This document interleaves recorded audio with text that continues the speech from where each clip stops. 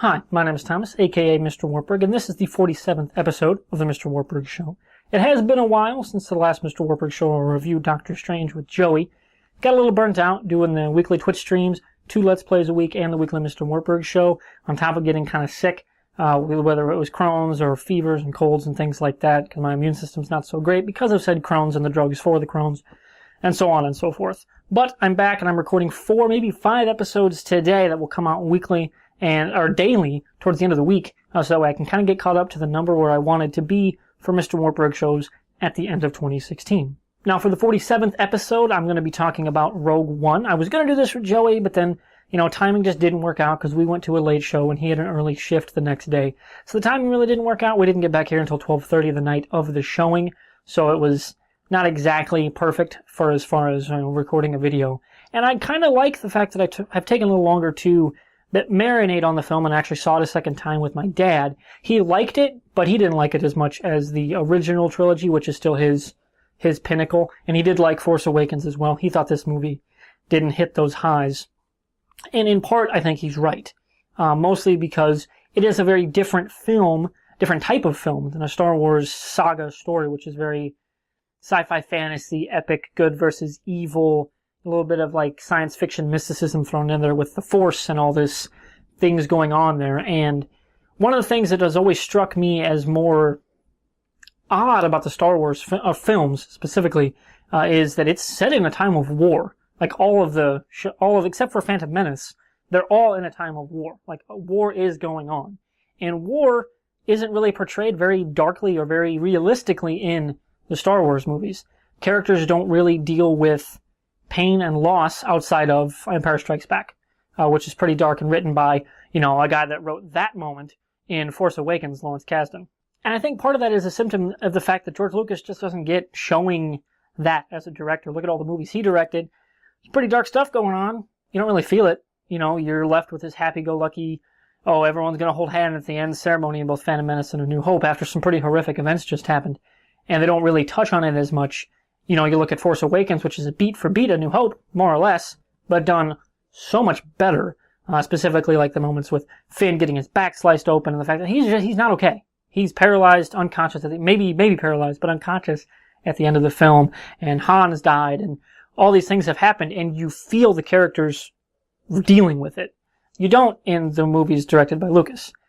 Now the shows, like Clone Wars, I'm rewatching that now on Netflix over my holiday break. That deals with war really, really heavily. And Rogue One keeps that tone throughout the entire movie. It is a war movie. It is about this conflict that is going on, this empire that is, crushing the galaxy under its boot, and these people trying to very, on the ground, boots on the ground level, trying to deal with this galactic power and trying to find some way to get out from under it. And I think it hits that, consistently. That's one of the best parts of that movie, is that the tone doesn't change. You feel the desperation. You feel the fact that these people, this is their last gasp of, we need to give hope to the rebellion, and that's carried throughout the film very well.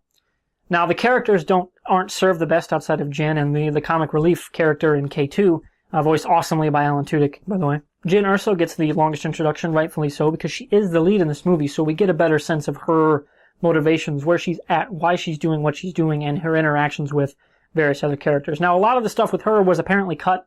A lot of her interactions with Saw, thereby cutting that stuff, hurt the introduction of Saw Gerrera, and he's just kind of weirdly thrown in there in the end of the first act, beginning of the second, and doesn't really serve the story very well. But I think that was a lot because of what was left on the cutting room floor. I feel like there was a lot from the trailers and lines that were in there that hinted at bigger parts to his story that were cut out. Sadly, because I think Forrest Whitaker would have handled those scenes pretty well and shown an actual progression from where he was, where he finds Jyn, to where he is when he dies.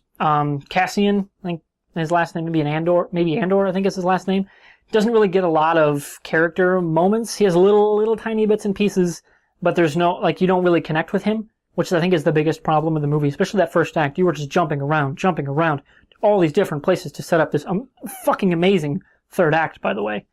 I think it's the best third act of all the Star Wars films. But the first act needed much more time to breathe. I think, and it's very rare I say this, I think the movie could have lasted 10, 15 minutes longer, just so we get these characters, in a place where we're actually going to connect with how the movie ends. Because I think more time spent to make these characters kind of work, together, their chemistry build a little more, it would have elevated that already fucking amazing third act to a level I don't think any other Star Wars movie is going to touch, and no other movie that had previously come out would have been able to touch. Because holy shit, was that third act fucking amazing. I mean, it was like the end of Return of the Jedi on steroids. It was awesome. And I was watching a podcast with Gary Whitta. He was on the Kind of Funny, the Game Over Greggy show, and he was talking about how he wanted to write that act like they were, the 3 different stories going on in Return of the Jedi, and there are 3 different perspectives going on in the end of Rogue One, and it makes for one hell of a climax to a very, very good movie. It is different than a Star Wars movie, don't get me wrong. If you're looking for those, oh man, this is fucking Star Wars feel, like when Han and Chewie show up, and that whole second act with the Millennium Falcon in Force Awakens, this isn't that movie. It's not. It's a darker, more realistic, we're at war, and we don't have a fucking Jedi. But we still gotta go take on the Empire, because it is the right thing to do.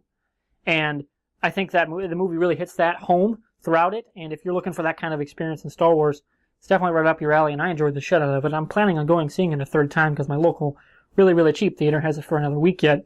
It's like $4, so of course I'm gonna go see it a third, maybe the 4th time, because it was a lot of fun, and it's a good way to kill $4. So, whatever you thought of the movie, please let me know in the comments below. Like, subscribe, share, all those things. And the next video that you're going to see tomorrow here on the Mr. Wartburg Show will be me talking about shows, much like the Clone Wars, that you should watch while you're on the mid-season TV break.